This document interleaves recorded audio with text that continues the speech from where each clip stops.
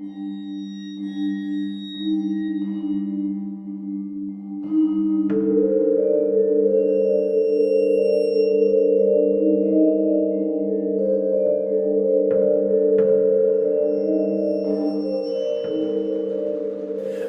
hello, and welcome to Aldente Rigamortis. I'm Review Cultist.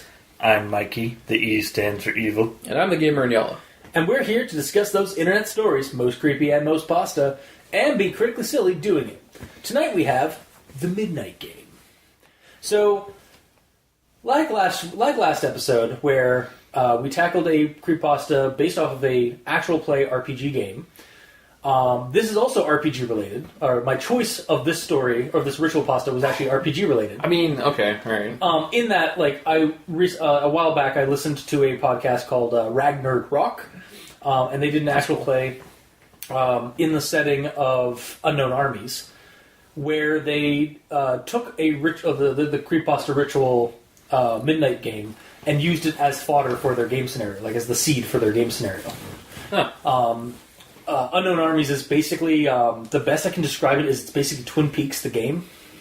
It's modern supernatural, it's postmodern supernatural, mystery and horror.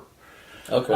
Where the occult stuff isn't drawn from folklore, old folklore and stuff. It's actually drawn from modern stuff and weird cerebral stuff. So it's a weird game basically. But they decided to, because the creepypasta rituals, that's postmodern. Let's take a creepypasta ritual and see what happens when somebody with actual magic tinkers with something. Yep. So that's, I listened to their 3-episode actual play of that, and I was like, oh, the Midnight Game. Alright, well, let's do that for the show right around the time of Gen Con as well. Now, this is going to be a little bit different from our usual pastas, because this is a ritual pasta, and there's not entirely a narrative to it, so we're going to be treating it a little bit differently this time. It's going to be more like our... There's no narrative at all. Yeah, not really. There's some background information regarding where the ritual came from, supposedly, I say. Oh, yeah, quotes. I guess, yeah. But otherwise, it's just an instructions manual on how to do the game, also telling you not to do the game. Yes. Do not do this thing, but here's exactly how to do it if you want to do it. Yeah, for those thrill seekers out there, that really was okay. But yeah, so it's going to be much like our Monster Stocks episodes, or... any episodes, again, I've done with Ugly Talk, where we take a story or take one of these kind of pieces of creepypasta stuff and find a way to make them a story or a game. I guess we'll go into the rundown. Again, kind of really short. There's a brief description about the ritual. Started off in old pagan times as a means of punishment for breaking taboos and stuff in the tribe or village. People who are guilty would do the Midnight Game to appease the gods, and then nowadays it's used as primarily for thrill seekers, even though there is the chance of death. It doesn't say directly that they used it to appease the gods. Was it just you? It says the gods were they essentially used it as a scare tactic. Yeah. To make people not fuck up. Yeah. Mm-hmm. To make people be actually scared of their gods. Okay. Yeah. Because if you don't do what we say, this is what happens to you. Yeah. And now modern times, it's become this, again, thrill-seeking tactic. Much like it probably, to me, honestly, this kind of came off as Bloody Mary. Yeah. Or one of those, there's some Jack story, not Laughing Jack, but another Jack that bites you or something like that if you summon him or something. But anyway. No, it's Biggie Smalls. I guess, yeah, Biggie Smalls. Biggie Smalls. Biggie Smalls. Oh, God. He just shows up. I forget what he says. Yeah. Anyway. He shows up and starts shooting. Thank you, South Park. You're welcome. Is that another persona I have, South Park reference? No. That's my name. God damn it. Anyway. It's going to be a thing now. No. I don't want to draw your character as a South Park character, though. Your character's done. Your character gets killed off. Oh, okay. Well, I'll see you guys later. See ya. It was nice knowing you guys. Yeah. Have fun. Have fun, man. Yeah, I will, because I'll be not here. Oh. Anyway, so, the ritual pasta, he's related. Okay. the rest of the ritual pasta is basically just instructions on how to do it, like what you need. Like there's a candle. You'll need some way to light the candle, salt, a wooden door in your home. And I think that's it, or is there more? A piece of paper, writing implement, a drop of your own blood. Right, yes. There's and a then, lot of things. Teleport.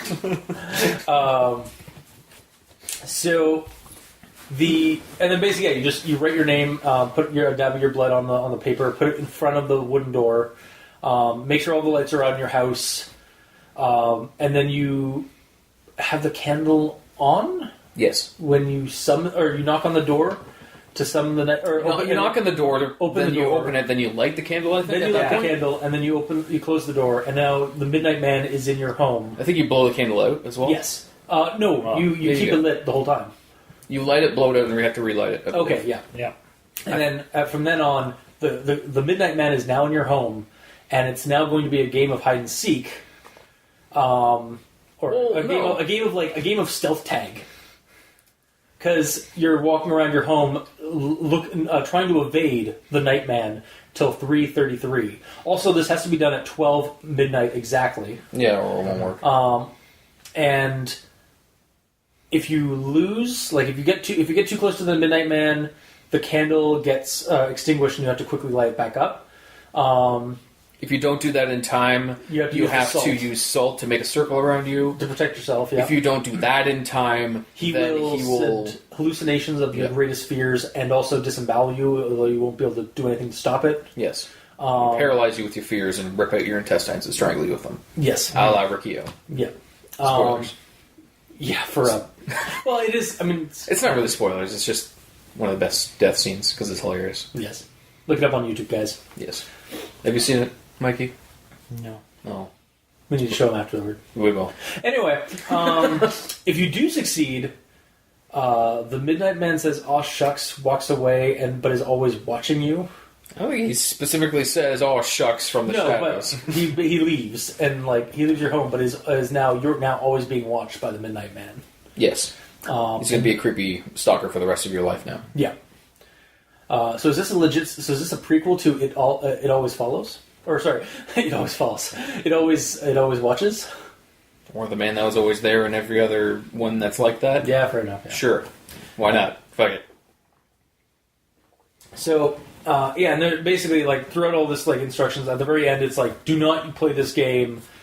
You will possibly die or get mentally scarred from it. Yeah, it's do not turn on any lights, no flashlight, can't sleep, don't use someone else's blood, you can't use a lighter as a substitute for a candle, and don't provoke the Midnight Man. Yeah. Those are rules. And that is the pasta, basically. You can check it out on creepypasta.wiki. Again, we do not condone you doing any ritual pastas because they're fake, they're fiction. Don't do it. But in terms of fiction they are good for fodder for scary stories or spooky stories. I mean, because they're fake, nothing bad's going to happen. Yeah, but sometimes these rituals have instructions that are a little stab your finger, fair. or there are other ones just don't do them, okay, guys? No. No. Stick with your basic. Just go into play Biggie Smalls and have fun. Play Biggie Smalls or play Bloody Mary. Just go into the bathroom with the lights out and just say Bloody Mary in front of the mirror until she shows up and kills you. That's perfectly safe. Yeah, that's fine. But yeah, no. But again, for a creative purpose, these are good for seeds for other stories, or I feel anyways to be told. Actually, a little bit of trivia regarding the Midnight Game. So it's a ritual creepypasta in the vein of an urban legend scare game, and it actually inspired a 2013 film, a scary walking sim video game, and a few other creepypastas, including the Midnight Man Challenge, which we might do next week. Yeah. Because it's a creepypasta based off of this creepypasta. Creepypasta. Yeah. I can't believe I went there. I'm sorry. Yeah. But yeah, so we're also, it's a creepypasta that was inspired by this creepypasta, and that's kind of what we're going to talk about for this episode, rather than any kind of issues with the story. Although or with the ritual. Although we all, I think, have at least one issue with the ritual in terms of like grammatical issue or like plot or like continuity or whatever. But then afterward, we'll talk about like ideas that we have for how we'd make it into a game scenario for like an RPG, much in the vein of like Rag-Nerd-Rok or any of our other times that we've done this on Ugly Talk or whatever. Or like a story itself, like a Creepypasta, because we're a Creepypasta discussion podcast. So I guess I'll go into my one thing I have an issue with the pasta, and it's on step 4. If you are not successful in doing this, you must then immediately surround yourself with a circle of salt. If you are unsuccessful in both of your actions, the Midnight Man will create a hallucination of your greatest fear and rip out your organs one by one. You will feel it, but you will be unable to react. So my one issue with this is him ripping out your intestines and whatnot also an hallucination? Or is it actually happening? Like, does this kill do you actually die? Do you actually die? Or, like, also... Or you just lose sand, essentially. Yeah, exactly.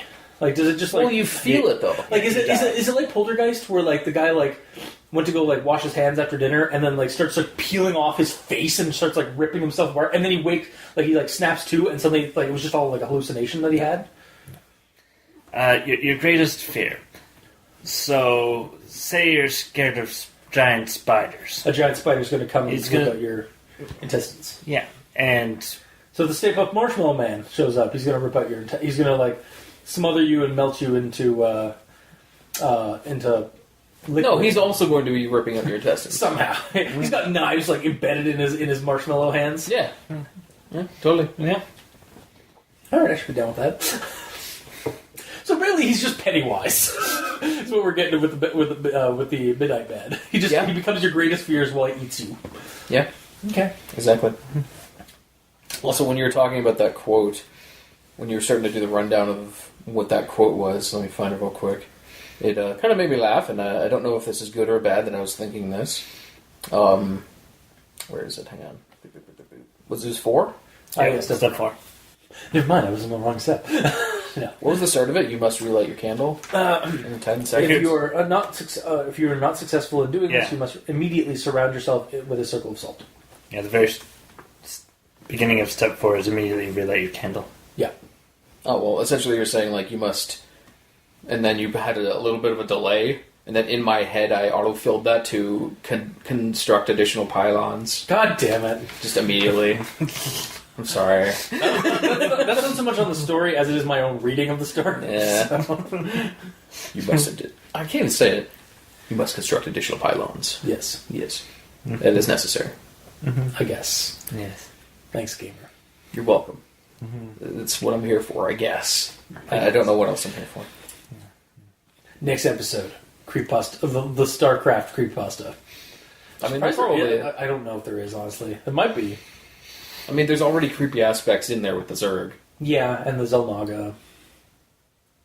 And, to a degree, the Protoss, even the Terrans, are kind of creepy because their troops are all like criminals that have been reprogrammed. Yep. Anyway, So it's probably out there already. yeah, no problem. So, You should look up some game ones, because... yeah, What was the last one we did, like, Warframe? That one years ago? Soccer one. Or Pokemon ones that are just everywhere? Yeah, we should look up some other ones. Non-Pokemon related ones? Yeah. Not that I hate Pokemon, it's just you've done, like, 3 or 4 of them by now? Audience, if you would like us to do another video game creepypasta, please submit your suggestions to our email or on the comment section below where this gets posted. They're going to immediately go into your outro now. And we're done. Yeah, Mikey, do you have anything about the pasta? Yes. Okay. My issue is with the prerequisite. Okay. It must be exactly 12 a.m. when you begin performing the ritual, otherwise it will not work. Yes. Previous to that, it is established that this is an old pagan ritual. Yes. How did they know that it was exactly midnight? I mean, people before like clocks and watches knew how to tell time. At To night? the second? Maybe not to the second, but I mean, Exactly. They got moon dials.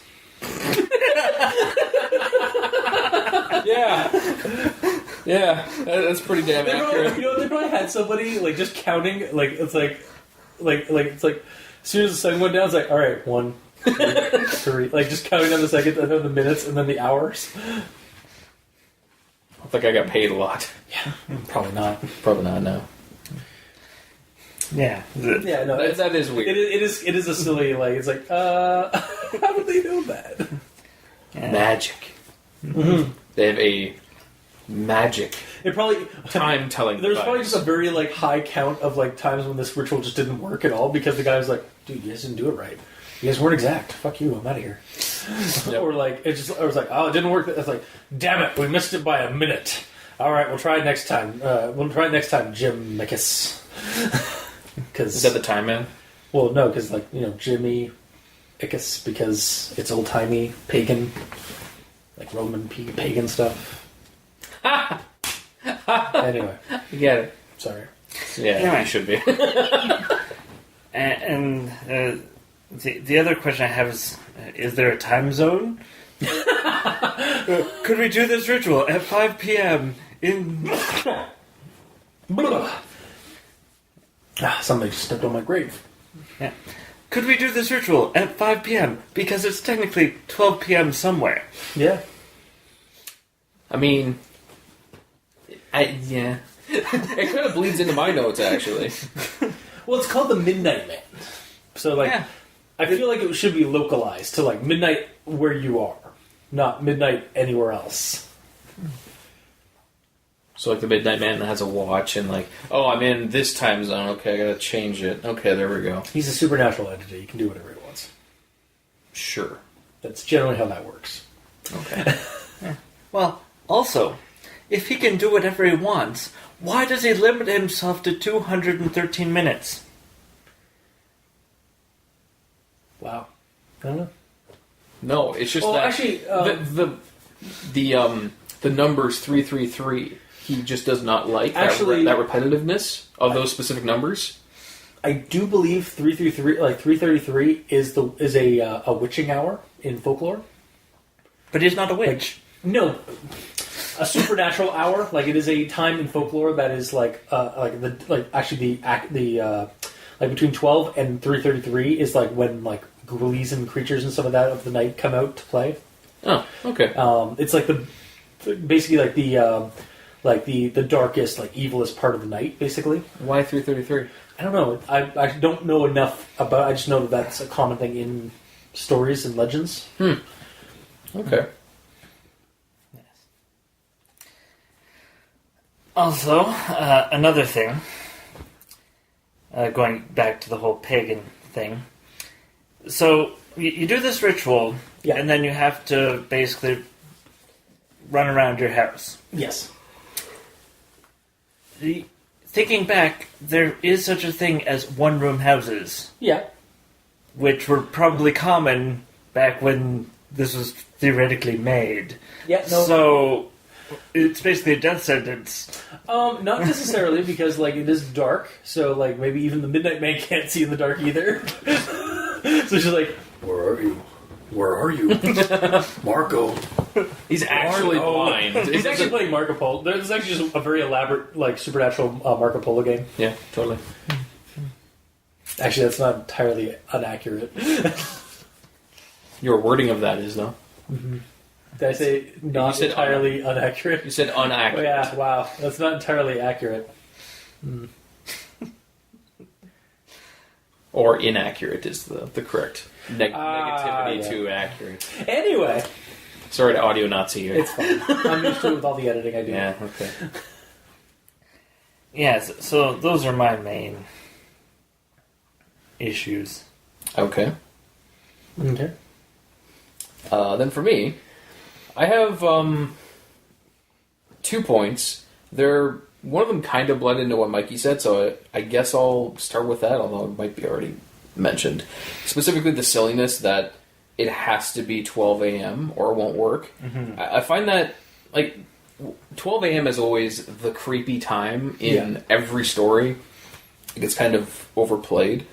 And the fact that it has to be exact, there's so many variables in time, like, all the clocks are slightly off, you know.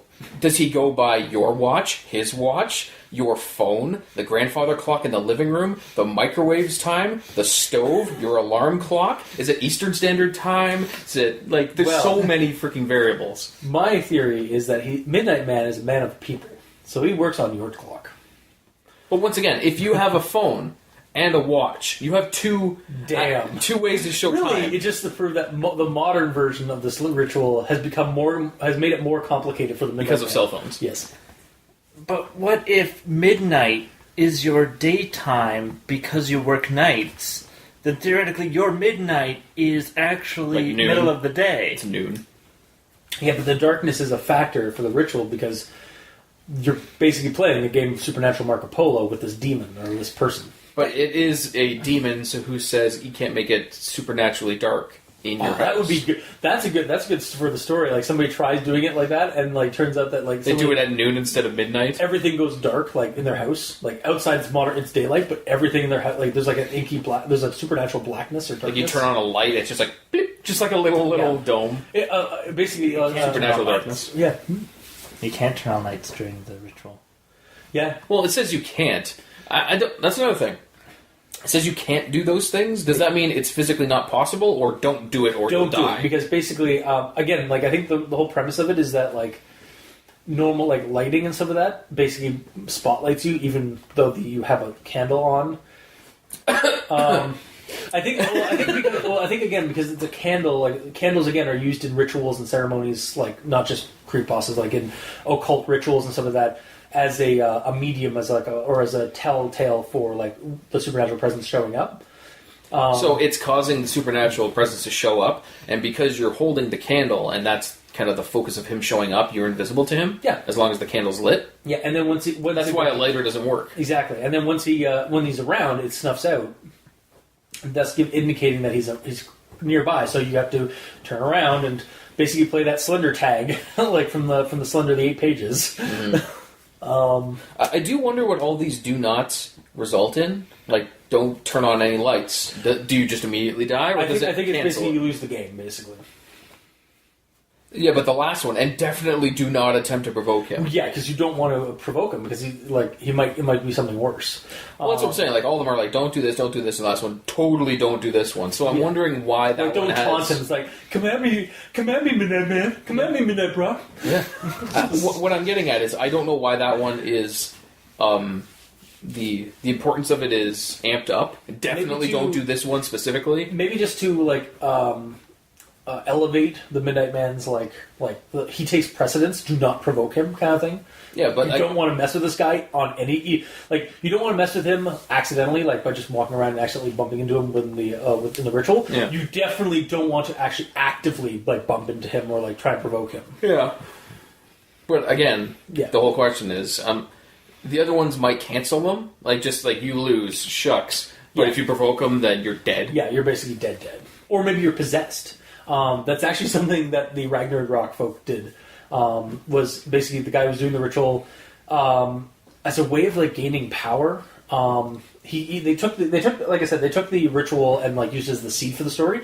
But again, unlike the ritual itself as it is presented, there's no real reason to do the ritual other than to be thrill-seeking. Yeah. But in this, they actually used it as a way of making a deal with a demon. Like basically, once you win the game, the demon has to do something for you. Like you get a boon from it. Once you play this game. If you fail at it, I think they accidentally turned on a light or something like that, or the demon got hold of the main character and basically possessed him. He was an NPC, so he wasn't like a player character, but they were basically all his buddies, and they realized that he was doing this thing. And so the game became, oh shit, our friend's possessed, and the demon's making him do horrible stuff. Now we got to find a way to exorcise him. Put him on a treadmill. Exorcise him. I'm sorry, my northern drawl isn't working very well. Yeah, it's fine.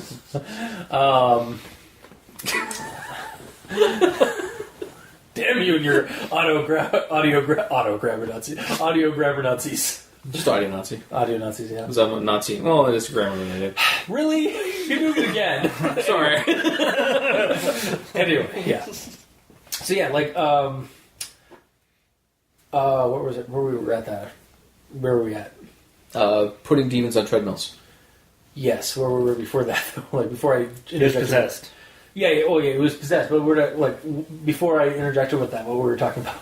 Fuck. We're talking about this comment. Yes, the comment. Yes.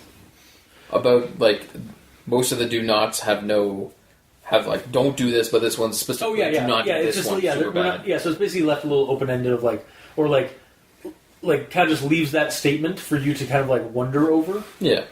Like, well, why? Which is either good or bad. Yeah. But yes. So my other point. Yep. Once my notes load back up, there we go. Is to do with the start of it. And when I was reading through it, I kind of got annoyed 4 times. Oh yeah? Because of the specifics of exactly 12 a.m. It sounds like it's the same point, but it's not. So under prerequisites, it says it must be exactly 12 a.m. when you begin performing the ritual, otherwise it won't work. Okay? Then step 1, write your full name. So to me, that sounds like that's the start of the ritual, is writing your full name. So to me, at this point, it sounds like you're looking at the clock, 12 a.m., okay, start writing. Then step 3 comes along. Knock on the door 22 times. The hour must be 12 a.m. upon the final knock. And I'm like, oh, okay, that's the start now. And then step 4, immediately relight your candle. This is where the game begins. So there's 4 starts in this that it talks about. Yeah. So basically, step 1 and 2 are still prerequisites to step 3, which is the actual start with the knocking on the door. But I don't even know if that's the actual start, because step 4 says, immediately relight your candle. This is where the game begins. This is where it begins. So is that... Do you have to sit there ready to relight it at 12? Do you have to do the knock? It keeps saying that this is the start, this is the start, this is the start. Yeah. Because it keeps talking about the start or 12 repeatedly, and that's kind of annoying. Yeah. Yeah. Because it does say the final knock must be at 12, I'm assuming that that is the actual one, but the way it's written, the other ones sound like they could be it as well. You're still like basically not prerequisite, but you're setting up the ritual at that point. You're not getting not until like the knocks must like end on exactly 12 o'clock. It's not until after that the ritual is actually starting. Like the danger is starting. Yes, that's what the game is talking about. But the actual ritual starts on the knock. I get that, but the way it's written through those 4 points, any of those could be the actual start, because it keeps using the word start, or this has to be done at 12. It's weird. Yeah. Yeah. Maybe you should almost have instead of like start with this, is like before midnight, write up your name on some of that, like put your blood there, set it down in front of the wooden door, knock 22 times or the 22 times or whatever. And then at exactly 12, after the end of the knocking, the game has begun. Yeah. Yeah. Specified a little bit more would be nice, yeah. Yeah. And actually, that made me remember a point that I forgot to write down in regards to the materials. You will need a candle, a piece of paper, a writing implement, matches or lighter, salt, and a wooden door. Yeah. So, it kind of sounds like if you're coming here with friends... You're just in your house, you have all this shit around you, there's a random door on the ground, then your friend Bob comes by, knocks on the door, opens the door, he's carrying a door and a grocery bag full of other stuff. It's like, hey, you're for the ritual? Yeah, okay, bring the door in. Yeah, it needs to be like a wooden door in the place you're going to, or in the shelter or in the building you're going to set up in. Like something a little bit more It seems like you need to bring these things specifically separate. Yeah, no, I get what you're talking about, because as soon as I was like, wait, you need a door? Like, do you have to carry it? Like, yeah. No. Obviously, you just need a wooden door in the house you're doing this in. But it doesn't necessarily say. So you know what that assuming means? It makes you an ass view of me. So, if you have a oh god, a toy house with a wooden door. Does that mean that Midnight Man, when he's summoned, is really small? That's how you feel. Or what would be funnier is it's one of those open up doll houses, old fashioned doll houses. You just do the wooden door thing on that, and then just close it. It's like done. He's moving. The Midnight Man's roaming around in that house, not my house. I just gotta wait for three out till 3:33, and then done because he's stuck in that wooden house. You would possibly have to have a tiny piece of paper with your name on it and a drop of blood inside the house. Yeah. Yeah. Mm-hmm. But then at that point, what's the point of doing the ritual? The other idea I had is actually you're on an island in the middle of a lake or something like that, like a wooded island or something like that, and there's just a door from an old abandoned a house that burned down or something like that, the door frame and the door is all that's left. You knock on that door and do that search and rescue woods, and it. Oh fuck! You're right. Well, no, or it's just basically basically now the entire island is the arena of the hide and seek game, and now it's just a slash flick. Pretty much, yeah. But yeah, and the other point to the door, because what it seems like is when you light the candle, open the door, you've invited him in. It almost seems like it should specify that you have to do it at the entrance to the from the outside.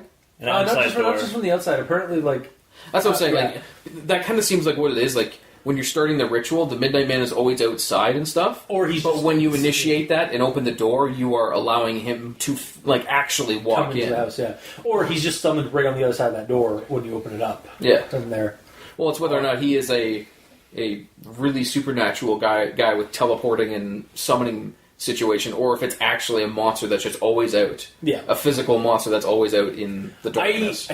I feel it's more like an incorporeal thing. It's like a spirit creature that you can't see or even feel.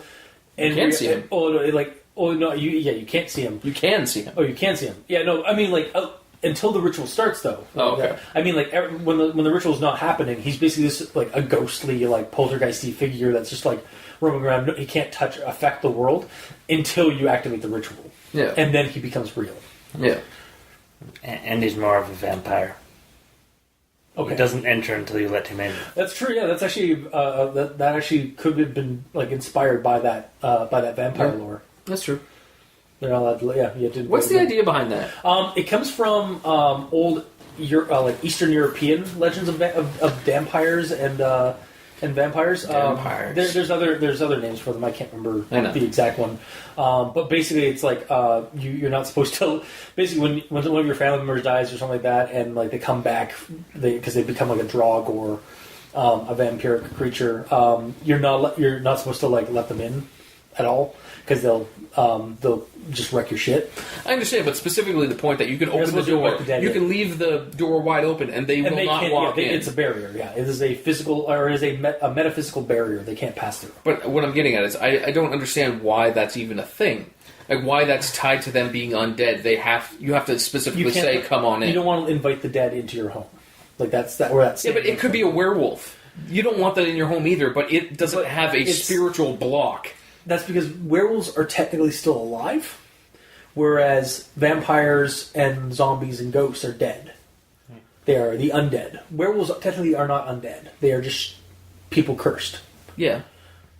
Ergo, But again, what does the undead have to do with creating a spiritual barrier that when you tell the creature that it's okay to come in, he'll come in? That's what I never understood. So, it's really simple. Is it really? Yeah. If you don't let him in, and he comes in anyway, he forgets he exists because he walked through a doorway. He forgets he exists. Yeah. How? Because you know how when you walk through doorways, you can forget why you walked through the doorway? It's a psychological thing. Okay. So, anyway, by letting him in, he goes, oh yeah, I can go through there. And it's all fine. But if he actually were to walk through it, he would walk through and it's like, oh, wait, I don't exist. And then he'd poof out of existence. So the real way to deal with vampires and anything undead is when they knock on your door, just grab them by the shirt and pull them through. Or would that be also inviting him in? Yes. It would be? Yes. What if you had your friend behind him, kicking him in the back, and your friend does not live in the house? Then yes. Guess what? That would work. There you go. There's an interesting, weird way to deal with a vampire in a story. Mm-hmm. I'm actually browsing right now, where that folklore comes from. Yeah, because it's just so weird and random and specific. Mm-hmm. You know, this one thing that they can't do because reasons. Yes. Yeah, it's weird. Yeah, that's actually a thing where they forget, like they don't Here we go. believe that they're real anymore or whatever. Yeah. TV tropes, at least, has going back to in various mythologies is the idea that a supernatural being, such as vampires, ghosts, demons, witches, what have you, cannot enter into a home unless invited to do so. Often, such beings will try to gain entrance by tricking a person into believing they are someone else. That doesn't exactly answer it. Here we go. Mythology. Wikipedia. Some traditions also hold that a vampire cannot enter a house unless invited by its owner, although after the first invitation they can come and go as they please. Though folkloric vampires were believed to be more active at night, they were not generally considered vulnerable to sunlight. And here the reasons for being from the sources: magic, protection for humans. That was a contingent on their creation. It is sometimes not just for vampires, but supernatural creatures. This doesn't really help me answer. Basically, So it's saying it happens because magic. Basically, because there's a supernatural law. There's some supernatural laws in place that don't allow the dead or evil to enter your home, kind of thing. It's like like your home's has like a basically the way You signing the deed is you completing a ritual that makes it so this house is yours, and if you utter that, then that's what happens. The way I'm thinking is that it's because it's your home, it's your safe space, like home sweet home. You have a generalized protection against evil, and unless you invite the evil in, or let the darkness in, basically. So. It's again an old folkloric taboo or like lore. Like I get the whole metaphoric situation of it or whatever, but it just welcome to the supernatural. Like that's basically it. Yeah. Like why do vampires? Why are vampires easily stopped by just throwing rice down the ground and because they have to pick it individually? Because they all have OCD. Yeah. Why though? Why do vampires have OCD? Because they do. Because it's supernatural, and there's some laws there. Yeah. Or why werewolves against silver, or vampires? I guess actually are actually the ones that have the silver bane in normal lore. Some people believe it's because dating back to Christ, Judas was paid in silver, and he betrayed Christ. There you go. Silver is now Silver's the Antichrist? Well, no. Silver is now is basically a means to stop werewolves or vampires for some reason, or stop curses. Which doesn't make sense with that background either. No, actually, I might be getting that one wrong. I think silver is why is silver? I think silver is because it's a purified metal or pure metal. Same with. But you could use pure anything. True. Technically, the Doulahan from Scotland, the headless rider that accompany that shows up when somebody's about to die, you can hold them off by throwing gold at them. I don't know why, but again, folklore. You're paying them off. Yeah, that's literally as simple as that is. That actually could be that reason. Yeah, or why steak or why garlic? It's just. Because it's folklore. Yeah. It doesn't really have to make sense when you, as long as you find some reason, rational reason. At some point, there was a rational reason for why that was there. Yeah, I'm just always really curious about the rational reason, the whole stake in the heart situation specifically. Actually, the stake in the heart makes sense because again, in Eastern European folklore, the stake didn't kill them. The stake held them, staked them to the ground, allowing you to cut off their head and burn the body. But why the heart? Because you could stab them anywhere. You stab them in the shoulder. My guess is that it evolved, it developed, over history. Staking a vampire to the ground became staking it in the heart because the heart is where is a vital organ for us. Or maybe staking him in the heart won't kill him, but because there's that huge wound in his heart, he's weakened enough that he can't pull himself off the stake. Exactly. Yeah. That's a weak point in him. Yeah. Yeah, that's possible. Yeah, again, there's a bunch of vampire lore where it states that you actually even if you cut its head off, the only way to truly get rid of the vampire is just to burn it completely to ash. So they're Deadpool. Yeah. Cool.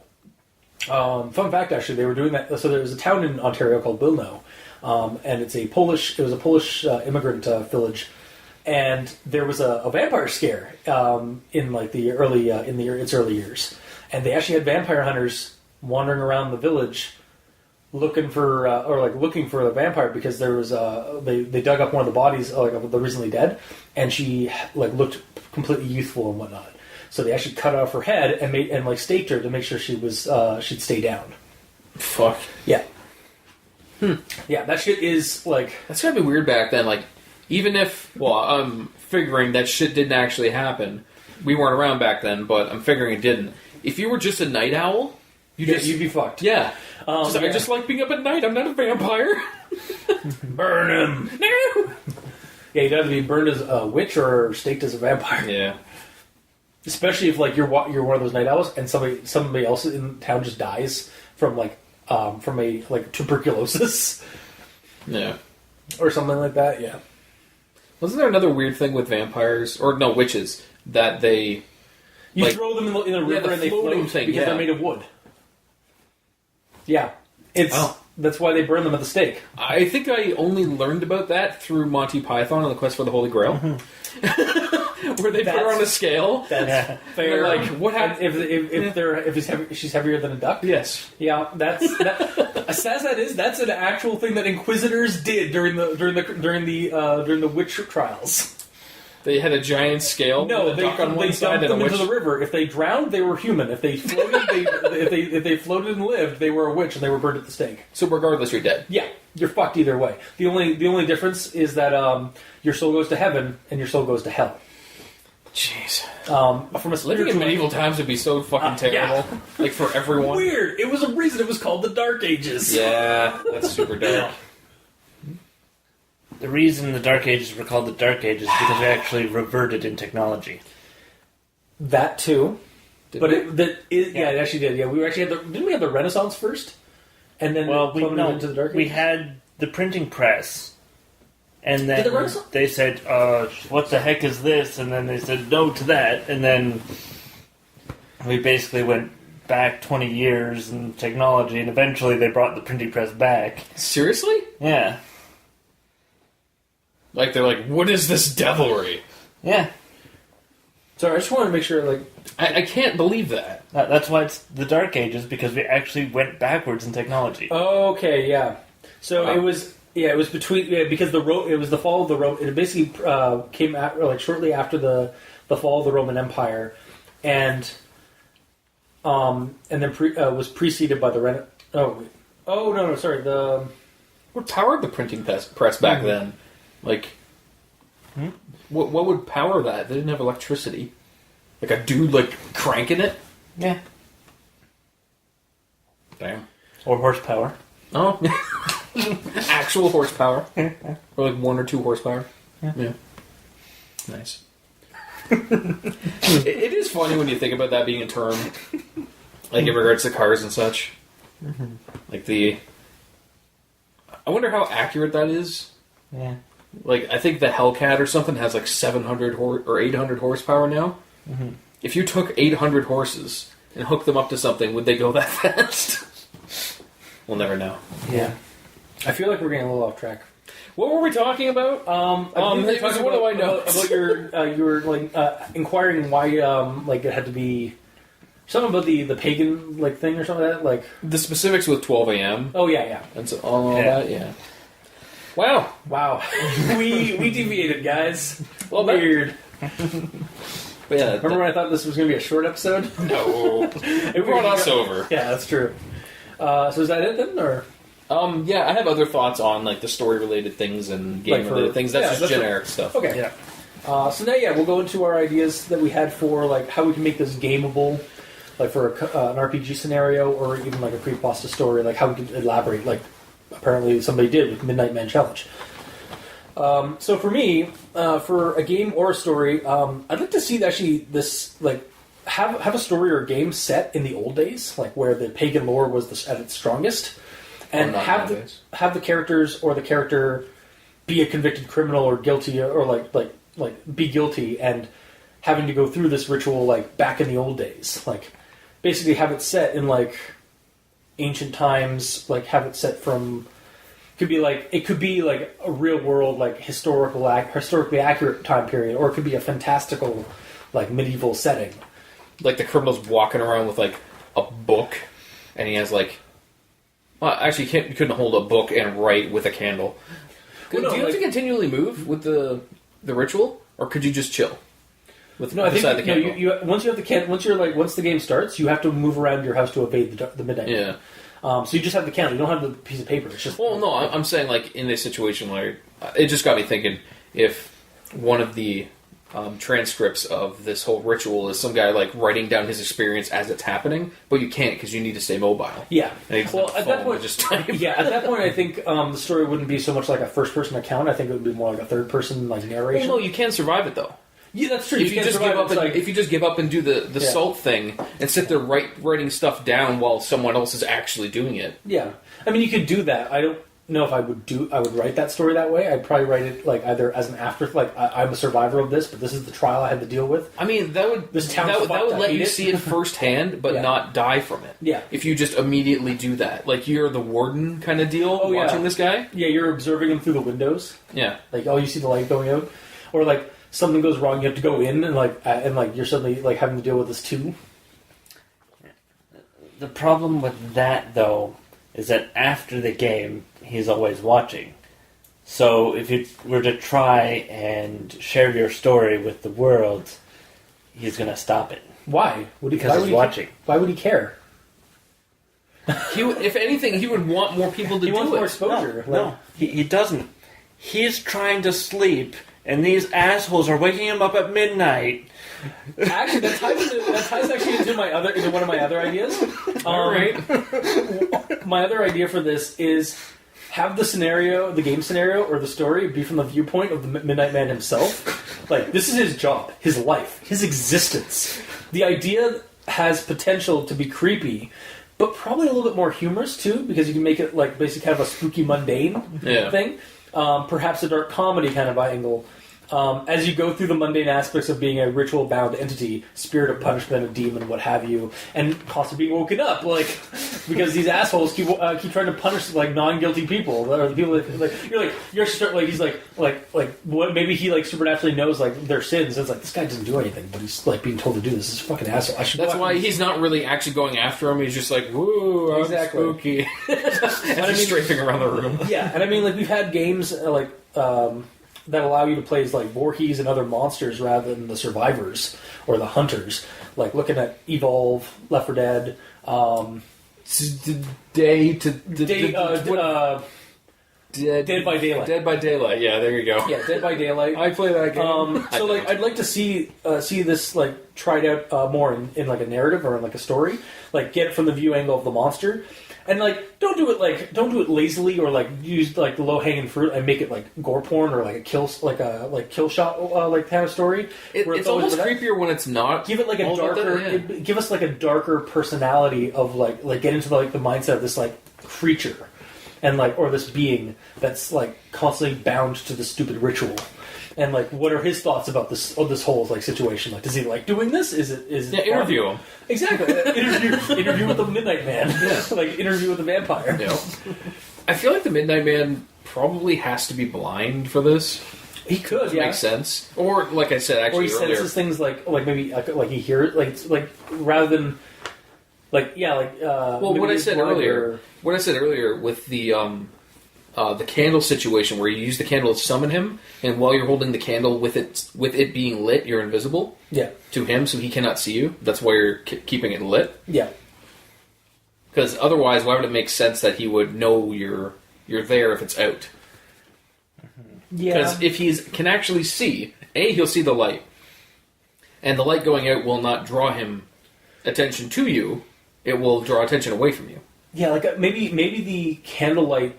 Like, yeah, for some reason he can see, like... It's a supernatural cloaking field around him. Exactly, that's what I'm thinking. Like, maybe because it's a candle, again, because of rituals and old occult lore, candles might have some kind of other property that maybe, like, the thing can see supernaturally in the dark, except for when you have a candle on. Not a candle, the candle to summon it. Yeah. Like, the light aura of it is a cloaking field. Maybe the reason it doesn't work again. You can have it like the reason why it doesn't work in real life, like why when you do this, like the Midnight Man doesn't actually show up, is because you're using a normal candle, whereas this candle has to like. And then you could go into some obscure like way to like prep the candle. Like it has to be made from the You have the to carve wax. runes in it. Exactly. You don't say what the runes are. They're just like some kind of like ancient runes. So that's just so like again somebody doesn't have the stupid idea. You to try can't to do it. actually do it. Yeah. Or like again the wax is or the fat or whatever is made from something like super obscure not dragons but like the wax of like Miak. Huh? It's made from Miak. What the hell's Miak? Miak is what Ernest thought milk was, and Ernest scared stupid. It's like, Ha! Miak! Miak. Thinks it's the weakness of the trolls. Exactly, yeah. So stupid. M-I something K. Miak, of course. Yeah, like do something like that. I think for game-wise, like going back to like the ancient days, or even like set this for modern. For a more rural or fantastical or historical setting, you could use Pathfinder with the horror adventures. You could use Call of Cthulhu because they've got they've got a Roman setting. Yeah. You could use Gumshoe Fear itself. Heck, Little Fears if you want to play young teens who have broken or like thrill seeking, and then they summon this thing with the whole belief/fear angle system they have in that setting. Where you just believe enough it happens. Well, no, belief and fear actually empower the monsters. Okay. One of the original ideas for the system before the second edition of it was that nothing actually is mundane. Like the only time supernatural stuff shows up is because one of the main characters think that a mundane thing is something supernatural, and then suddenly because of their belief it becomes a supernatural monster or threat. Okay, but if you are among them, yeah. If you're among them and you do not believe in it, and you are not afraid of anything going on, even the spooky words that people are saying in the darkness, you're not afraid of it. You don't believe in it. Do you see it? Yep. Okay, because someone else. Because the other people do. Yeah. So you're outnumbered. Yeah. Yeah. So you can always have that skeptic character.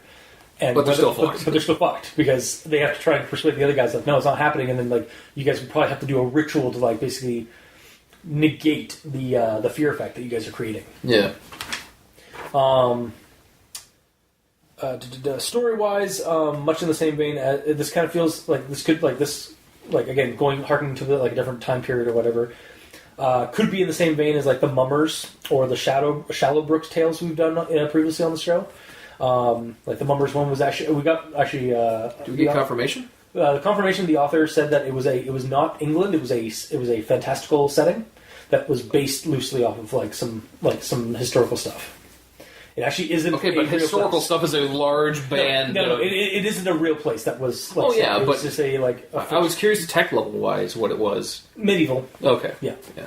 It was still medieval fantasy stuff, or Shallowbrook, which is again not an actual place, not an actual it's a fictional fantasy setting the guy created. Mm-hmm. Basically you go dark fantasy, or basically low dark fantasy, where the supernatural magic element of it is really just these rituals of a bound demon or a bound entity. Mm-hmm. Otherwise it's just basically the modern or the medieval world, or have it actually be a historical location, have it somewhere in some rural village in the middle of England or Scotland or anywhere, basically. Yeah. Honestly, you could even do this with a rural town or village in modern times, and just basically have it that this is some weird esoteric ritual the town uses to deal with troublemakers or outsiders. The town doesn't even have to really be villainous for it. They might just be a tradition that the village has always had. They know nothing's going to happen, but they just do it to scare the kid into not fucking up anymore. There's just the Wicker Man or the Lottery from.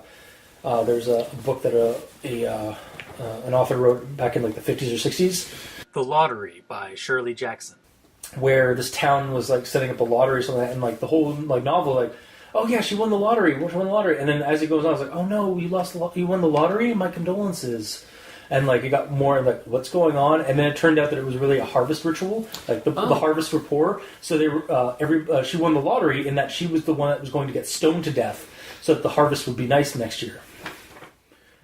So like again, like, and this is like a modern, like a relative. I think it was a relatively modern at the time, like setting. But it was in a situation, isn't it? Exactly, yeah, exactly. Yeah. But it was in like a farming community, like that's isolated. Like you could have it that way. Yes, Mikey. Now that you're like quietly giggling to yourself. It was modern at the time. Yeah, modern in the 50s. Like that's modern. Modern at the time. Everything's modern at the time. You're not wrong. Yeah. I mean, you know what I mean, though, right? Like, okay.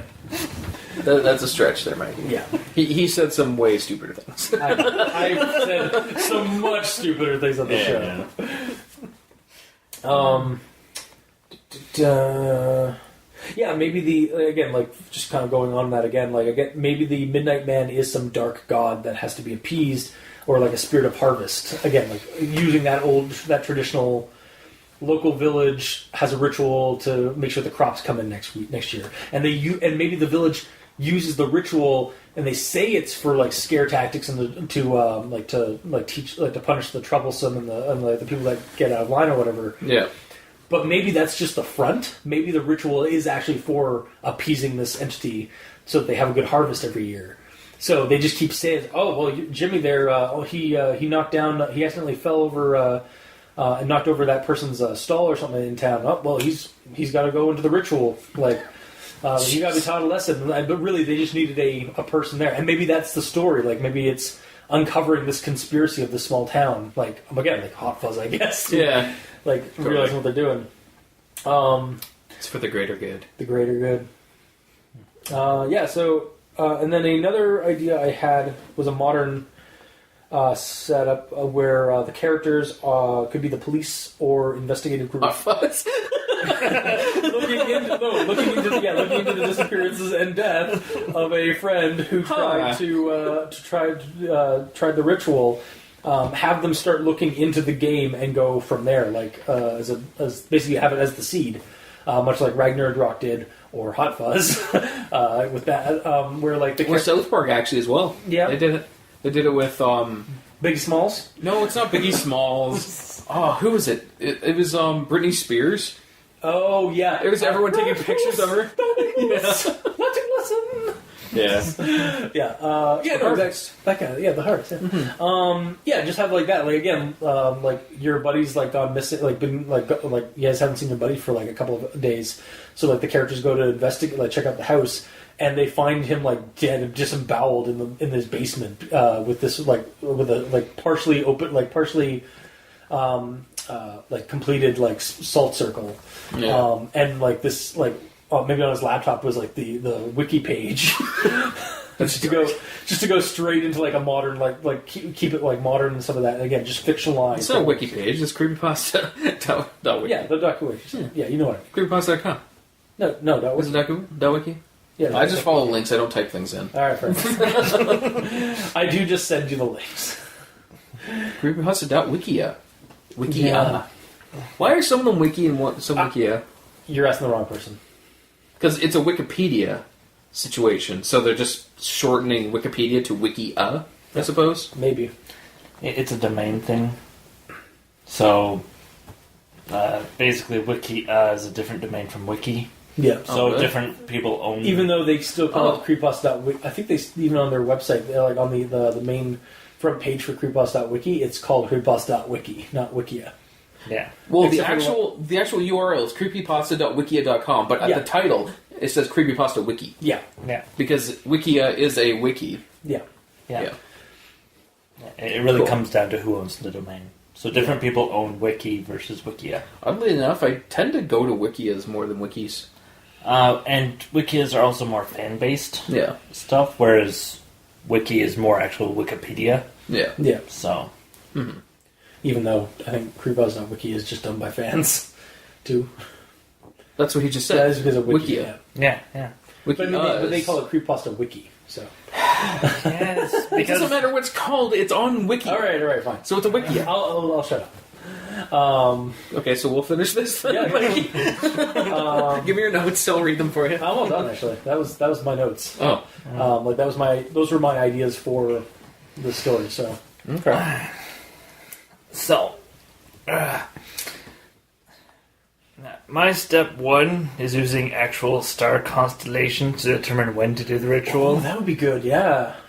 as opposed to an exact time. The Starfield would come up with that. It makes sense. You're just trying to put yourself in the story.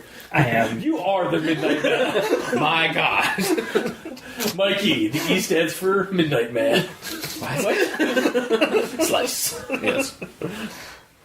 No, it's Mikey. The M stands for Midnight Man. Bam. There There you you go. So what does the I and K stand for? No, we're moving the decimal point. Mike. No, it's M.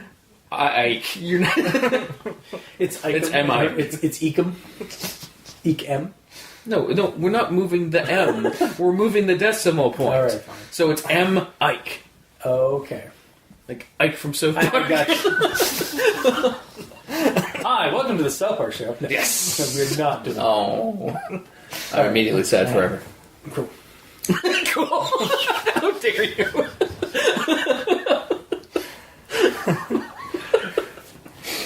Yeah. So I was thinking of the best sort of location to have a game or a story based off of this, and my mind went to a mansion or castle that has hidden exits. Ooh, Casa Loma would be good. Like again, thinking locally, or Ontario, thinking provincially. Yeah, like Casa Loma's got like a bunch of secret hidden passages and behind the walls and stuff. Basically, ways to escape the Midnight Man. Yeah, I was just thinking about that. If, for example, sorry to cut you off, if we do in this room, there's that door to get in here and that door to outside. So if we do all the stuff on that door and then just walk outside, aren't we safe? Well, I would assume It has to be in a room with only one way in. It But why? It has to be a wooden door on the outside that you summon him with. Well, It that has to be someone from outside, is what we determined. Yeah, that would make sense. If he is a physical creature, if he's incorporeal and he could be summoned, it could be any door. But regardless, even if you do the front door, we'll use the example here too. Front door, that's a back door. He has another back door upstairs. Yeah. So, can you just summon him and then just walk out the door and leave? Unless there's The other door? unless you like add something like where like you can't leave the building. Does it say? It doesn't say do not leave the building. It does not say. Yeah, it's just, It doesn't even say do not open that wooden door again. It's just that's true. Yeah. you could probably just leave. But That's you trolling him. Yeah, exactly. Or what would happen like if you do leave and suddenly he's like outside now with you, and now you have basically all angles he can get you from. Yeah, I suppose. Not just in a confined space. Now you have like Honestly, though, you're better off Probably, yeah. because there's no walls to get cornered in. Yeah, that's true. So Yeah, so I would probably add the stipulation that once you've summoned him and closed the door, The barrier. but There's a barrier. there's a for you, too. barrier around the house until 3:33, and you cannot physically open any doors because they're supernaturally shut, yes, except for interior doors. except for interior doors. Yeah. yeah. Because that's not cool, bro. So like, there's a magic ring that forms around the house, and it kind of shrink wraps the house, just the outside. That's actually why if you do it during the because you're a midnight person and you do it at noon, the house suddenly gets engulfed in like a cone of or like a sphere of darkness, and like It's just like a giant black plastic bag just lands over the house, and Exactly. they hook up a giant like reverse vacuum situation. A giant. I went D&D, you went E.T. E.T. I think they don't quite do that, but they basically like quarantine the house by like putting plastic over all of the house basically, and This like giant black plastic bag. Hook up a vacuum to it. Just as it's like shrink wrapping the house. Yeah. Wow. And then his accomplice is like, there we go, okay. I'm gonna go check out now and get my pay. We can make anything super mundane. Yeah, You should yeah. know that by now. I know. Yes. So, another idea, sort of based on the premise of the mansion castle, because I really like that premise. Yeah, it's like that. Is that you have like a bunch of friends invited over for a party, and then lo and behold, there's one kid that he flips the breaker to turn off all the lights and summons the Midnight Man. Now, And you'd have to change it so that everybody is affected. or maybe it was a really weird party, and like you had to like sign like a guest book with blood. Like sign a guest book, and then like take a prick and like put your blood on it, like as a period thumbprint. after it? Yeah, exactly. Yeah. And, like that kind of like it's like, oh yeah, no, it's a Halloween party. It's all spooky and stuff like that. And they're like, so you just gotta do this. Like, all right, fine. So we'll get into the mood of Halloween, I guess. And then it's like, now you're all my bitches. Yes. Like, yeah, exactly, like that kind of thing. Like I could actually see that being a movie idea. Like that, I'm not entirely sure that's not a movie somewhere. Or this guy's literally just trying to scare his friends by doing this, and then he gets a black morph suit, and shuts all the lights off. It's like, ooh. Again, I can make anything mundane. No, I still like that because that's mundane. But then he gets then I'm gonna turn around on you. He's basically walking around and like they're doing the thing as if it's like the ritual, but it's again he's mundane. Like he's actually the Midnight Man doesn't exist. It's just him. But he decides he wants to kill all his friends. Yeah. So suddenly it becomes a slasher flick. Or the guy, or that exact thing happens. And then the Midnight Man shows He up. actually shows up. Yes. And then him and the murderer have to like duke it out. Yeah. While the They're innocent basically, people are trying to leave. They're trying to get kills, like a kill. Oh score yeah. Becomes a buddy horror. yeah. Until the end. Of Oh, I'm your biggest fan. Can you sign my knife? I guess, yeah. Sure. Stabs him. Uses his own blood. There you go. Oh, thank you. Say it. Yeah, no, I like that idea a lot. Yep. All right, we're writing that story next. Cool. Yeah, sure. That's gonna happen. And then, personally, I would remove the 3:33 a.m. limit and just have But that's it the until thing. dawn or something. That's a thing, though. But even dawn, it's a specific time. But dawn changes depending which time of year it is. Is it just specifically like when the light touches? when sunlight, when sunset, Yeah. or sunrise. Sorry, yeah. Yeah. But when the house is covered in a giant garbage bag, it can't be touched by light. Yeah. But that's also So, not a thing. It would be either until dusk or until dawn. Because if you summon them during the day and make the bubble happen, Yes. then it goes away once it actually becomes nighttime. Sure. Why not? Sorry, I'm actually looking up why 333 just like exactly to find out, and I am actually finding something. Apparently, it's a spiritual number, possibly for the devil, like not like 666, but like 333. I'm double checking because apparently It like, isn't. I No, could have it's- swore 333 was like the anti, like an angelic number, and 666 is an evil number. Yeah, and then 999 is also an evil number. Is it? Yeah. Because it's just 666 back upside down. Yep. Okay. That does seem to be like not to bash you, Mikey, but evil does just kind of seem to copy good. Like the cross. It's like here's a cross. It's all nice. Whoop, turn it upside down. That's evil. According to occult beliefs, morning 2:33 a.m. To 2:33? 2:33 a.m. to 3:33 a.m. is called the Devil's Hour. That's why it's apparently it is the Devil's Hour in that part. Yeah. Okay then. Yep. It's again. surprised they don't- It's also called the Witching Hour. Again, it's, I think in occult beliefs, it's basically the time of the night when witch covens and stuff were like legend or rumored to like conduct their meetings with the devil and stuff.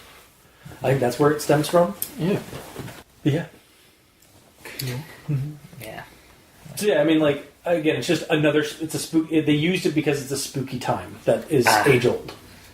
I see. Surprised it's not 706. I hate 706 Because it would be technically 666. Just looks down and is like, wait, really? What? Because Yes. it's 6 minutes past 660. And 660 rolls over to 7. Wow, you're right. What a revelation! Yeah, It's really not. yeah. I thought it was just 706 is a bad number because I don't want to get up at 706. That specific time. Yeah. Seven, I don't want to wake up. 703 is fine. I don't want to wake up that early. Yeah. But anyway. Just weird that you took that specific time. Like, yeah, I hate that time specifically. Yeah, because again, like it's like, oh, I don't want to wake that early. It's like, ugh. 7, ugh. Anytime it's 7 really is anything. Yeah, well, there you go. Yeah, so my last note here is that this would more work for kids or teenagers actually doing the ritual, because an adult would be like, yeah, I'm not doing that. Yeah, exactly. And yet, I mean, you say that. There's a lot of adrenaline junkies out there yeah, that there's are also, adults still. there's also a lot of the again like nostalgia horror. Like, oh, remember when we did like Bloody Mary and Bloody Murder? We did Bloody Murder. We did do that, but also Bloody Mary. Like, remember when we did Bloody Mary a couple summers ago? It's, I remember yeah, that. I remember that. Yeah, I remember. I know that. We really need to stop quoting South Park. No. Like, And Is that a problem? no, I just like I feel like we do too much. We're oversaturating ourselves with South Park episodes. and just for fun, have Sam and Dean from Supernatural show up. Okay. Because this is right up their alley, you know. I mean, yeah, set in the South Park. Yes. I like how this is immediately after Let's Stop referencing South Park. The next thing out of your mouth. Set in the Supernatural universe. Damn you straight to hell. Who's evil now?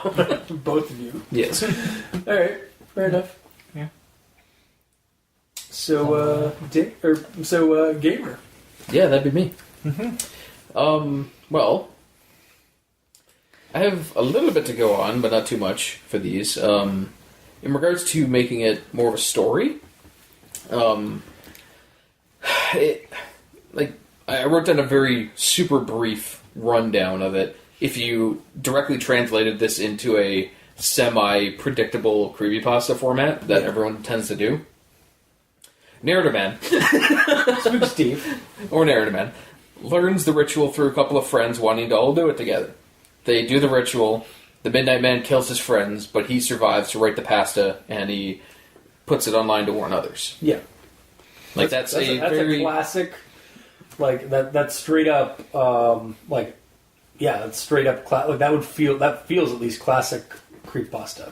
Yeah. Like, And it gives a reason why it's online, yeah, which is something I like. And it was a BYOD party. bring your own blood. Door. Oh, BYOD. Sorry, I thought BYOD is like bring your own booze, blood. Yeah. Yes. BYOD. Yeah, you gotta bring your own door. Oh God. Okay. Again. No. Idea. Set it on an island, like I said earlier. Like just like there's like a clearing in the middle of this island. Like And you have to make a door frame. there's 4 of you, and you put the doors all in like kind of in a circle, like all facing each other, and then you do the ritual like up from the inside. And then, it summons 4 Midnight Men. That'd be a problem. Each one for each of the victims. Like, have it be because you thought that this would only summon 1. No, they did it to try and confuse them. Fuck you, bitch! I can duplicate. I do what I want. Yeah. Also, apparently, I'm Freddy Krueger now, bitch. Because that's his tagline. It's like, hi, bitch. It has bitch at the end of every Does line. it? Yeah. It's been ages. I've been watching a couple of reviews of his of his movies, and it's his tagline is just bitch. When you said reviews of his, I just imagined Freddy Krueger was reviewing random movies. we're gonna review my first movie, bitch. No, I figured he'd be reviewing just other movies, like we're gonna review Sleepaway Camp, bitch. Yeah, exactly. Where this bitch does this thing. Yeah. Turns out that bitch wasn't a bitch. Oh wow. think someone has to make that show now. I think so. Fuck. Yeah. Or at least that needs to be a comic at some point. Yeah. That's more than doable. Time to resurrect a digital celluloid. Is it done? I mean, I haven't drawn it for like 3 years. It's on hiatus. Yeah, it's been on. It technically has been on hiatus. I have like at least 4 or 5 or 6 more like comic scripts. Yeah. For like kind of concluding at least one part of it that I just haven't gotten around to. But anyway. Oh yes, Creepypasta. So yeah, that's the short version, which would be a pretty standard Creepypasta that would not piss me off. Yeah. But it also wouldn't do anything too unique. And then if you elaborated it into more of a short story, essentially use the Creepypasta part as chapter 1. Yeah. And then from there, it's continuing from the previous one. The survivor is constantly seeing the Midnight Man through his life. He's always watching. Because he's always watching. And the man's always haunting his life, causing him to make mistakes, like losing his friends, losing his career, getting in a car crash, because he's constantly like not able to focus. Like not even like basing it off of like again, it always watches or it's always watching. That sounds oddly similar to, like in terms of like the idea or the trope or plot idea as Ben Drowned, because doesn't like Ben start like kind of following him, like he starts seeing him in real life. Like I don't recall that happening. I vaguely remember him like he was like in like at a restaurant, he saw like the statue like beyond the bushes outside or something like that. And he I can't recall, but like may or may not be right. But that kind of thing, yeah, like I like that idea of like he's just like in a drive-through and like he just sees the Midnight Man like just in McDonald's eating a burger, or just like beyond the drive-through, like just like in like it's at night, so he's like, at the drink machine with like the hat and the shirt on. You know what I just realized? I kind of picture the Midnight Man now as a revenant from Secret World Legends. Yeah. Like it's just, and now I'm just picturing it like in that cloak and so on. Look at like turns the name tag on it. The hood just turns like. He's got the like little visor underneath the hood. Yeah. Exactly. This is a silly place, but yeah. So him being there is like slowly or not so slowly making him go insane over his life to the point that he loses his friends, gets in a car crash, loses his career. Like people potentially die because of this. Yeah.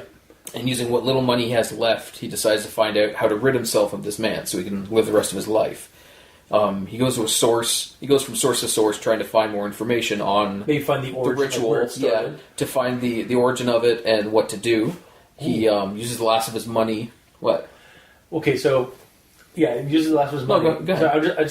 Sorry, I don't. I can keep going then. There's not too much. Okay. He uses the last of his money to travel to location where it started. He finds that he needs some higher up in the pagan religion to do some other ritual to prove that he's innocent to the Midnight Man. And then, like, the story ends with him living in that new location, trying to make a living so he can move home. And he posts it online as a warning to people of all the bad that happened and a reminder to people of the people that died because of all this over the past 10, 20 years of his life. Yes. Now what? All right. So we're going to mash some ideas together from both of you. Cool. Okay, so yeah, he's trying to find the origin of this. We actually give the origin as like an actual like set it down as an old castle ruin in Ireland or Scotland or somewhere. And then it becomes because like that's where the original village was, like somewhere in like a rural part where there's like some a castle ruin and stuff like that. And then we basically stop talking. I want to make a South Park reference. I do. And we have it like he has to go to he has to go to the ruins and like redo the ritual in daylight, like on noon. And it encompasses but like when he activates it, he realizes it basically activates the ritual, and it just encompasses the entire castle in darkness. Maybe like instead of blood, it's like a tear of his own from like exactly. how much He's trying to reverse the ritual, basically. Yeah. And basically, all it does is just now the way the Midnight Man thing works is like if he survives till like 3:33 in the morning. Well, in the afternoon. Afternoon, yeah, that's right. Yeah. He the Midnight Man is vanquished, and he no longer watches him forever. Like it basically like permanently gets rid of the ritual, like breaks the ritual completely. Yeah. But wait, what would he be holding? Because he wouldn't need a candle. What would be a good idea? What's the opposite of candle? A bucket of water? Oh, no. Yeah, a goblet of water, and when it starts frosting over, that's when you realize it's the Midnight Man's near. But what would you do? Or when it starts turning red, maybe. Like, but what would you do to negate that effect? Because the whole candle situation, it goes out, and then you have to relight it. oh, unlit candle. And then when it lights up, he has to blow it out again. Like, he has to blow it out to keep it unlit. What about the salt? The salt? Still salt? Well, salt's actually, like... That's just... Again, folklore, because it's a purifying agent, it's used as a cleansing, protective circle, or, like, protective element. Yeah. Clearly, you have to use pepper. I mean, no, because legitimately, like, salt is actually... Like, the reason why it's in the ritual to begin with is because it's a protection against demons and supernatural threats. Yeah. But pepper is the anti-salt. Yeah, but it's not... Hilariously, you're right. But realistically... For a decent story, though, I'm going to have to negate that. Yeah. He's being critically silly. I understand. I get it. I just, like... No. Yes, but no. Yes. Don't make me get the water spritzer out. I will drown a couple of those stars. Wonder how that would work. Like, you spritz a little bit of water, and then, like, in that universe, it's this giant glob of water that, like, extinguishes an entire star and kills millions of people. Wipes out an entire star system by blacking out their sun. Anyway. That's real nice of you. Yeah, so we take that idea, again, like your idea, like the creepypasta, like the survivor guy happens. Yeah. Then the next part of it, the next arc, or the next, like... chapter or stage of the story is he's going... It's kind of in a 3-act structure. It's like 3-act structure, the standard creepypasta one, what happens throughout his entire life, and then, like, him actually fixing it. Exactly, yeah. Going to this, like, rural place. It doesn't even have to be Ireland or Scotland. That's just... It's come up because of, like, some recent things that I've, like, been looking at. And, again, like, castles. Yeah. But yeah, like castle, like some kind of castle ruin. Like there used to be a village there, it's now a ghost town kind of thing. And they go in there and like, he has to do the ritual, like a slightly tweaked version of the ritual. Like, again, instead of blood, tear. The candle can't be lit. It has to be an iron door. Yeah. Which castles sometimes had. Or like it has to be the iron. Like instead of like knocking on the wood, you have to like knock on like the iron. Like knocker. Yeah. Yeah. And then. Again, like the place gets engulfed made of silver, maybe because it's pure. Maybe, or maybe he has to carry instead of the salt, he has to carry a silver knife to stab the Midnight Man. That's how he gets rid of him. It's now a cat and mouse game. Oh shit! Like it's basically the Predator theme. Yeah. If it bleeds, we can kill it. If I bleed, I can kill you. Yup. But yeah, no, I'd be down for that scenario. It's pretty neat. And now, do we want the narrator to? He's not going to be narrator, man. He will be named. Okay, if that's where you're going. No. Do we want him to die at the end? Like, do we want him to lose, or do we want him to? No, because we need a reason why this is online. He succeeds, and like I don't necessarily need a happy ending because he can have friends maybe that go with him that are also trying to rid of this, and they get killed. But someone has to live to put this online. Yeah, because that's one thing that bugs me when something's online and there's no reason that it would be. Yeah. Also, because if it is online, then you can get completely immersed in it. It's like, maybe this actually happened because he lived and he posted. Because this is a horror story, does the ritual to get rid of by killing the thing, does it actually stop the ritual? Or is this like a concluded, like the ritual is broken, like the Midnight Man is gone completely? He comes back later, or like this just stopped it for this guy. Exactly. Yeah. You're not killing the Midnight Man, you're just ending your contract with him. Exactly, yeah. That's what it is, basically. You have to that's how you break the contract. But he thinks he's doing it for the rest of the world. And then it's all clerical magic. Maybe the epilogue of the story is like, so I started seeing that other people doing the ritual, I don't know why they do the ritual, but the Midnight Man's back. I thought I got rid of him, but maybe I only got rid of him for me. So I'm putting this out here because this is how you stop him. Go to this place. Yeah. Kind of thing. Yeah. There's a huge influx of people traveling to Scotland. Yeah. Yeah. That'll be the sequel. This creepypasta will single-handedly increase tourism in Scotland. Yeah. Yeah. So I like that idea though. That it is pretty cool. That's a cool brainstorm there. So. Mm-hmm. We did it! Yay! Is there anything else you want to add, Mikey? No. I mean, it's still on my turn. Oh, you know, I meant for that, but yeah. Also, because it looked like he was like waiting kind of patiently there for a second. Okay, never mind. Cool. So yeah, that would be neat. But That was one idea I had. That's like, oh, sorry. that was the story related one. Okay. In regards to a tabletop game, I couldn't think of too many ideas to take it, but You also can't only have exposure to a few games. Like, well, yeah. Also, I kind of read it super late last night. Like maybe I started reading at 12.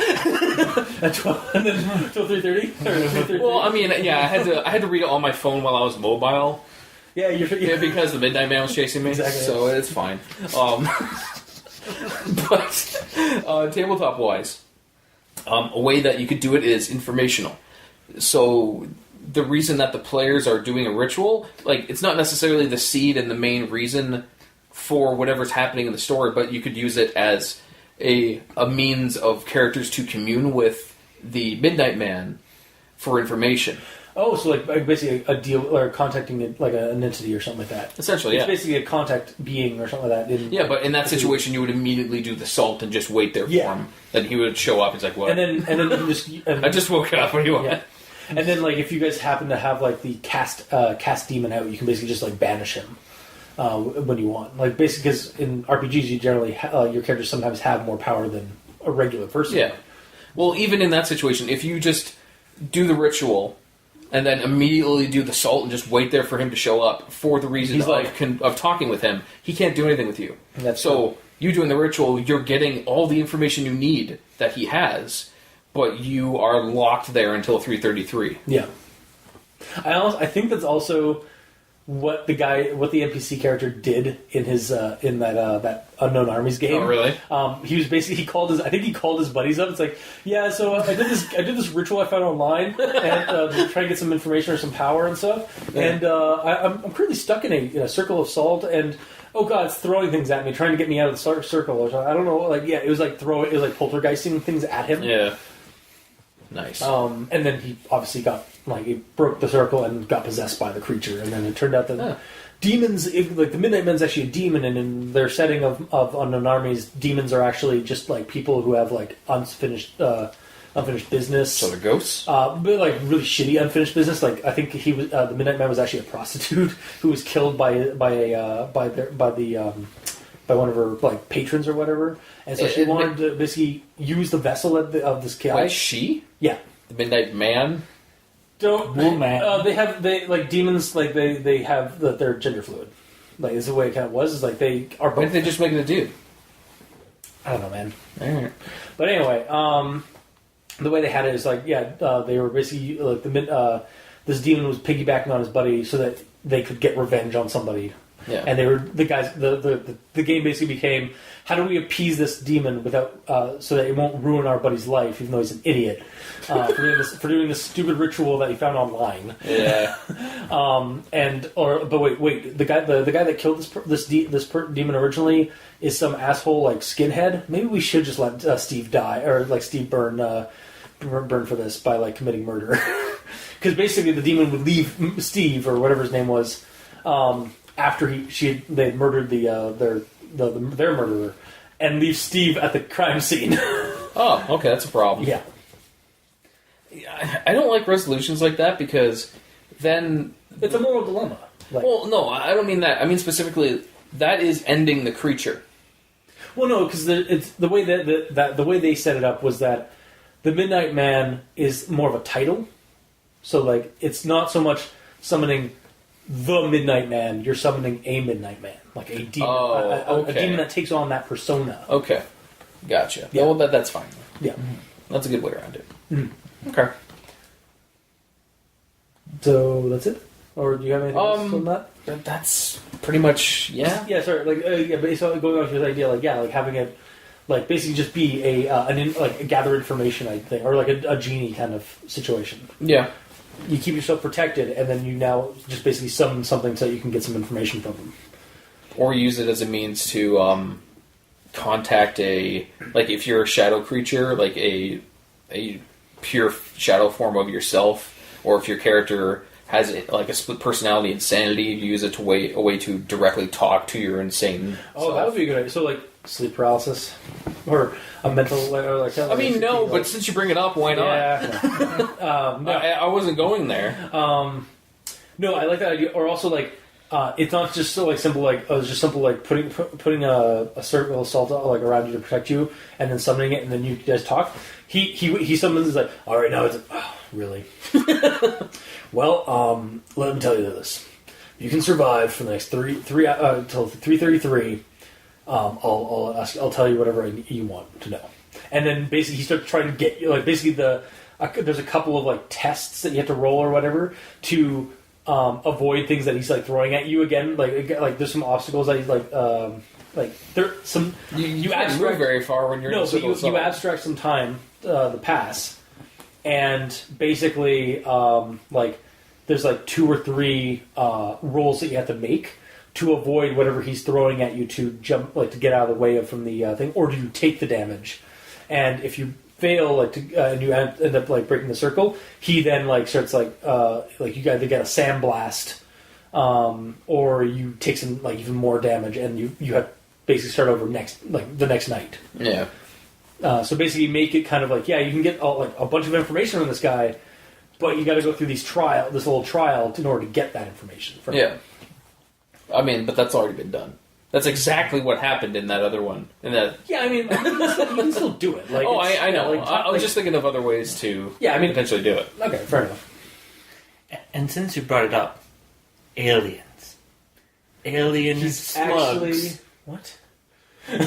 We already brought up aliens. We referenced ET already. No, but slugs specifically, which is why you have a ring of salt. I see. Wait, so is it the Yerks from Animorphs? The Yerks from Animorphs were brain slugs that like they were the main enemy of the series, and they were brain slugs that got into people's heads and took over whole like space, like whole nations in among the stars.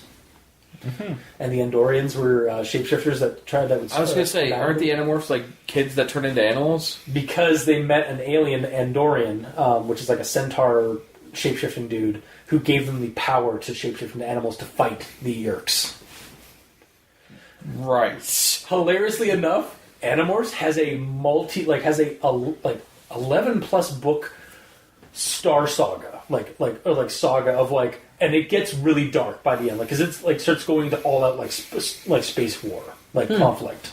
Well, yeah, it's actually talk to Matt from Drunk and the Ugly about it, or check out. There's actually a podcast about that like tackles Animorphs, like we do, like how like we tackle Creepypastas. Oh yeah, where they read each novel and and look at it.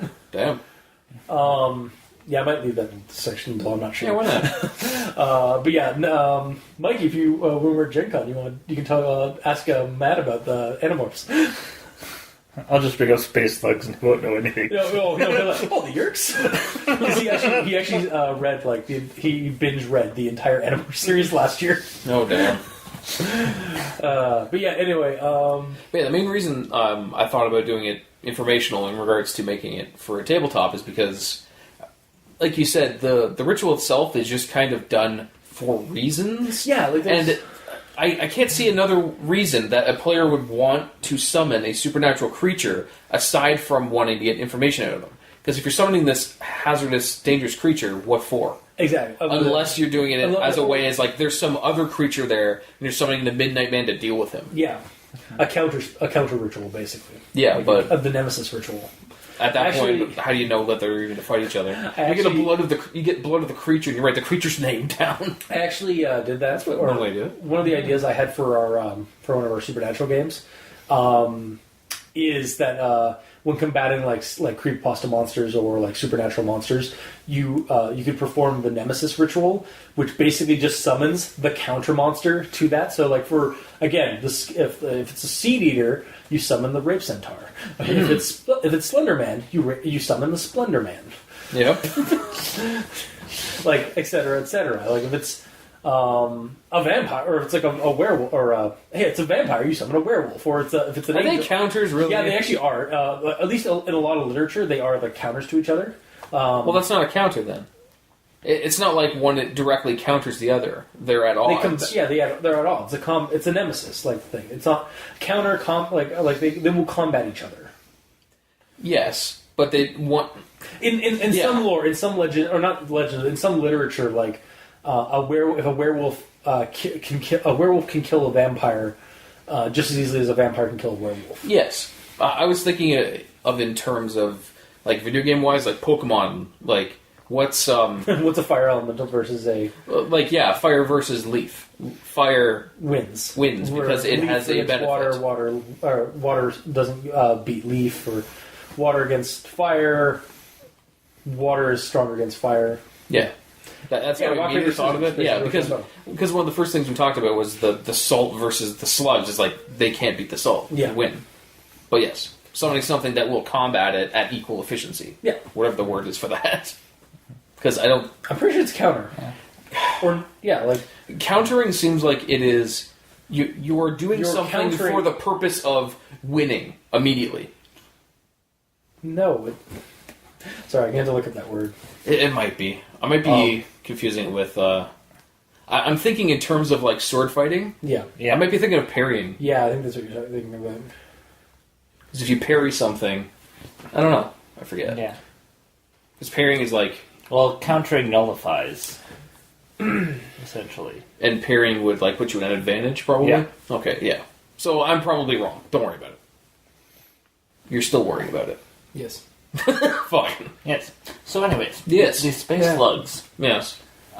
When they get you, they have paralyzing ability. So that's why you have to get the salt down. So you don't get sleep paralysis. Huh. And the Midnight Man's actually not a thing.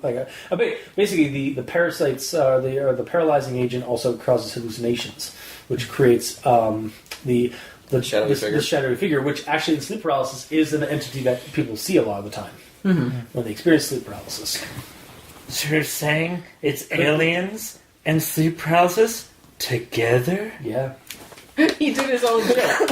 Yeah. Also, so wait, does the ritual summon an alien slug creatures? Yeah.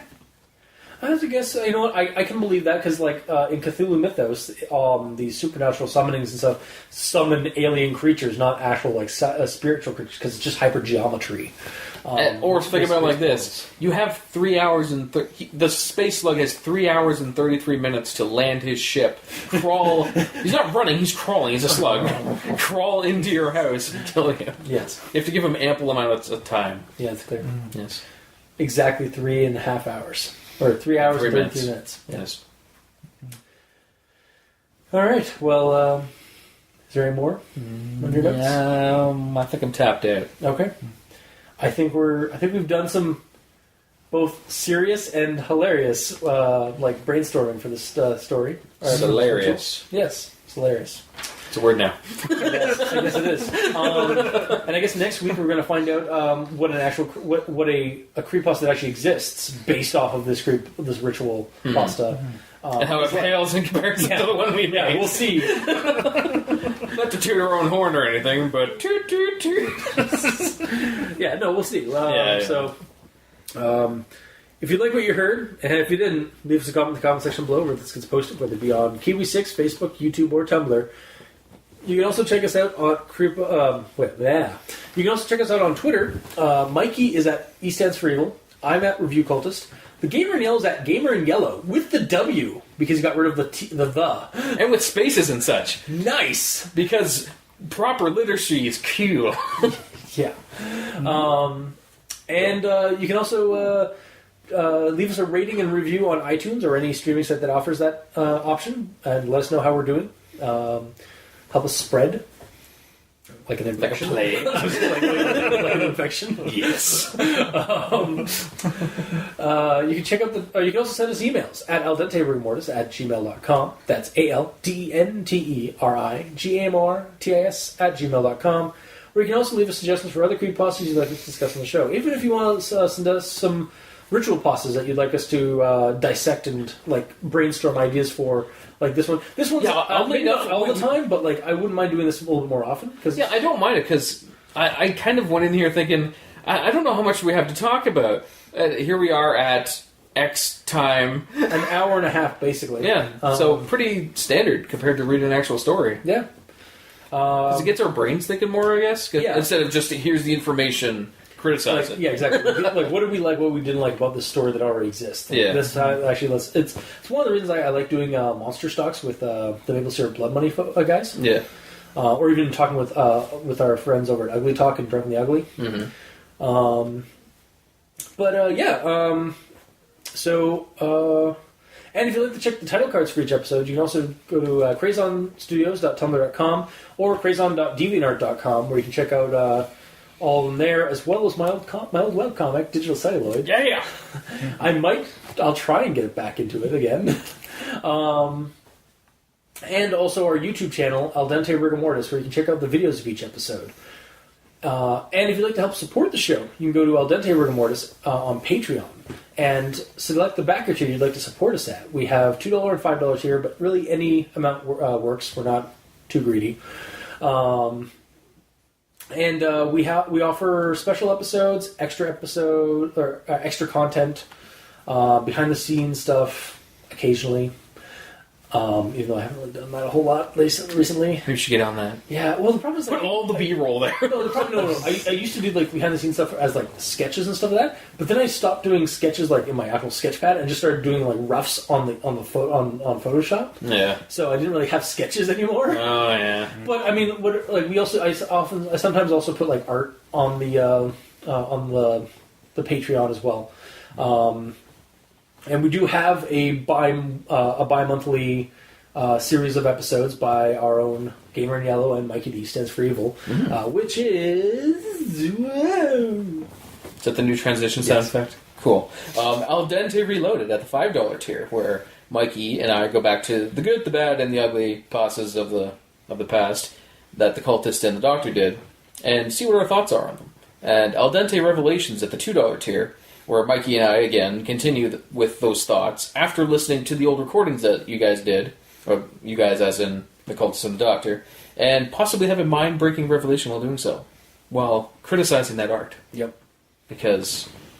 And you know what? It has to be done sometimes, because I don't know what the hell I was thinking when I drew some of those old ones. Yeah.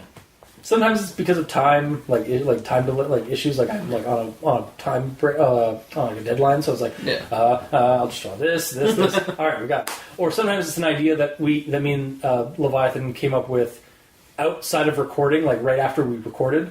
Like, what are we gonna do for the title cards? You should do this. Yes, I should. Mm-hmm. And so they sometimes make sense when you actually listen to the episode, but as you guys have kind of like seen, or you guys have found out a couple times. It's like, what were they thinking when they did this? Or like, yeah. It's hit or miss. Yeah. Like, so it is. Yeah. It's like drawing Lemon Blossom Girl in the episode that doesn't have Lemon Blossom Girl in it. Yeah. Can you answer yourself for that? Sorry. Yeah. Sorry, folks. I know we're in the outro, but we need to know. Yeah, I can, that was totally my bad. Oh, okay. No disillusion that like there's another artist. I am the artist of the title cards. Right. We were trying to bring up that clearly or obviously. Like I think I vaguely recall. I was like, oh fuck, I made a mistake. Well, they are both from the same episode technically, so they're going to be going up. Yeah, no, I totally fucked up that one. So bad. It's a little weird. Yep. But it's okay. At least you can own it. Yeah. So that's good. You are forgiven. Yay. Because that matters, yay. At least somebody forgives me, because I sure don't. It's fine. You're only human after all, so I don't put the blame on you. Thank you. Where were we at? So, we're at Patreon. So... We offer a bunch of like special Patreon stuff if you want to help support the show that way. To our patrons that are already doing that, thank you immensely. You're helping keep those hosting bills at bay. We very much appreciate that. I hope you guys are liking the episodes that we're doing. Yeah, we're doing our best. I don't know how. We get the occasional comment, but yeah, if you guys would like to like comment about those episodes, by all means do so. That comment section below is there for a reason. Yeah, good or bad for us. We don't really mind if it's negative or positive, because it helps us grow. So yeah, so we might end up switching the structure of the shows around. I know at one point we were talking about changing the way that we talk about things and layer the episodes. Okay, it's a continually evolving situation. Yeah. We have a lot of creepypastas to read still. Yeah. So yeah. mean, the show has come a long way since its first inception with Candle Cove. Yes. Which was actually an Icar Falls story originally. Going back on the current one that you guys were doing as of this recording. Yes. Candle Cove was actually it's the first and most prominent Icar Falls related story. Okay. And it's actually in the travel guide to Icar Falls, which is that book compilation I have of the stories. Cool. So I'd probably have to reread that when we're going through that, so I have them all fresh. Yep. Actually, look forward to some Icar Falls stories for the main show in the near future as well, because Icar Fall is coming up. Yeah, that's true. Yeah. Dun, dun. I am a sucker for gimmicks. That's okay. I am too. It's awesome. Yeah. Themes and gimmicks. Yes.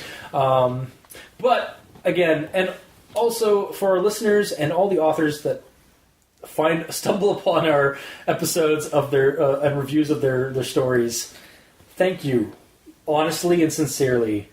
Thank you for putting out creepy stories and content and allowing us to discuss them, because it really means a lot. I enjoy creepypastas. It's the reason I started the show. Cannot thank you enough. And to our listeners for, after 4 years, are Still putting up with us. Thank you immensely. And by all means, comment good or ill in the comment section below if you have anything to say to us. So, I think until next time then, I've been your host, Review Cultist. I'm Mikey, the E stands for evil. And I'm the Gamer Neil. And this has been Al Dente Rigor Mortis. Sleep well.